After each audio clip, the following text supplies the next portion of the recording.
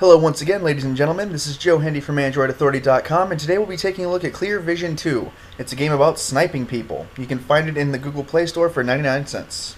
To start, you'll have the main screen. In the bottom left is a link to the Play Store for the original Clear Vision game, which is actually quite popular. In the bottom right is a Facebook share button. From there, you can start a new game, continue a saved game, or view the credits. Once in-game, you can view the newspaper, which can sometimes show stories about the people you kill on missions. You can also view your laptop, which serves as an email machine where you can find and accept new missions to snipe people. From your living room, you can use the door to leave the house, which is where all the minigames and weapon shops are. You can also check out the TV, which is just another prompt to see if you want the original Clear Vision game. When you're ready to accept the mission, you open your laptop and accept the mission. Usually it comes in email form. Once you accept the job, the next screen will ask you which gun you want to use.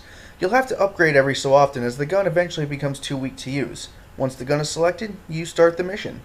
During a job, gamers will view a number of people through the scope of a sniper rifle. Using the info from the email, gamers have to find their target and kill them. Sometimes not all the info is given, and you may get transmissions midway through the mission giving you clues.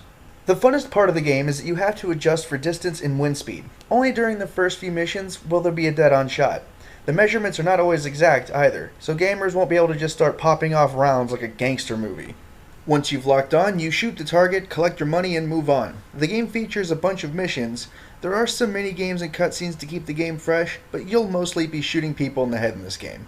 It's very easy to play, and that makes it quite entertaining. The game progresses forward at whatever speed you feel like playing it. With the cutscenes and mini-games, it stays fun, so we gave gameplay a 4 out of 5 stars.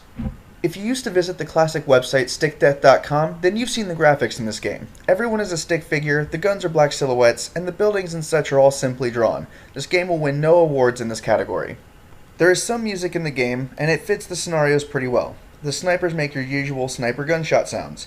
The game's focus is mostly on how informal it is. Lots of goofy graffiti on the walls, lots of swearing, and definitely a game for the 17 and up crowd. If you're looking for a graphical, musical delight, this game doesn't really bring it. But for the kind of game it is, the graphics get the task done, so we gave it a rating of 2.5 out of 5 stars. Clear Vision 2 is a short game. If you sit down and really hammer it out, you can get it done in under an hour. So playing the game over and over again is pretty much the only way you'll get your buck's worth out of it. If you play straight through, only upgrading guns as you need to, then you'll miss out on most of the content in the game. If you want all the weapons and all the houses unlocked, you'll have to do things like bet in the underground boxing minigame or trade stocks in the black market minigame. Sometimes the payoffs are quite large and can even help you upgrade to a better weapon earlier in the game.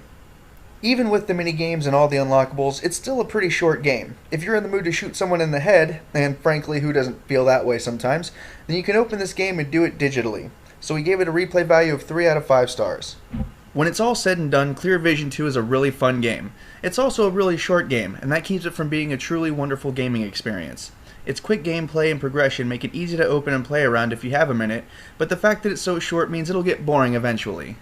The graphics are meh, but the game is supposed to be taken lightheartedly, so that's no big deal. There are things that are unlockable, but a couple of lucky rounds and minigames, and you can buy pretty much all of them. When it's all said and done, we gave the game an overall value of 3.5 out of 5 stars.